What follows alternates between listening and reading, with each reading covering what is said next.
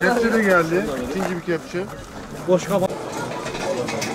Rivayet o ki aşurenin kökeni de Hazreti Nuh peygamberimize dayanmaktadır. Biz de bugün bu özel noktada Hazreti Nuh'un gemisinin suliyetinin bulunduğu bu noktada hem ilçemizdeki turizmi geliştirmek hem bölgede bir farkındalık oluşturmak için bir araya geldik.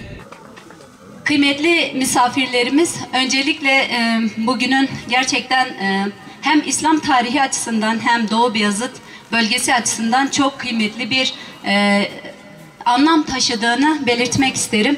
Bilindiği gibi Hazreti Nuh peygamberin gemisinin Ağrı'da olduğuna dair bilimsel çalışmalar ve bilimsel açıklamalarla burada olduğuna dair birçok çalışma yapıldı.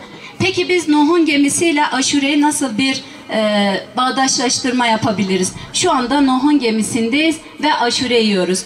Bana göre annemden duymuştum.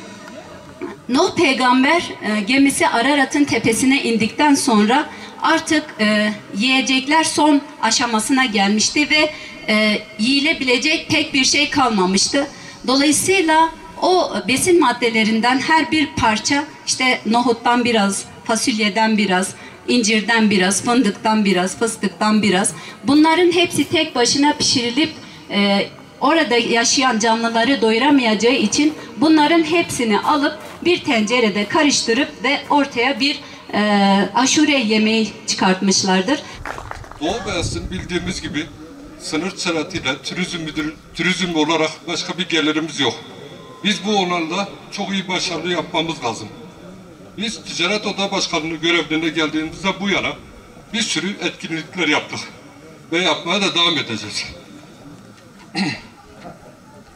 Doğu Beyazıt'ta yatırım yapan dostlarımız, akrabalarımız, iş insanlarımız, onlara da teşekkür ederiz aynı zamanda. What is the celebration? Celebration about the Nuh Ashura. Ashura is the same celebration like in the Iran also.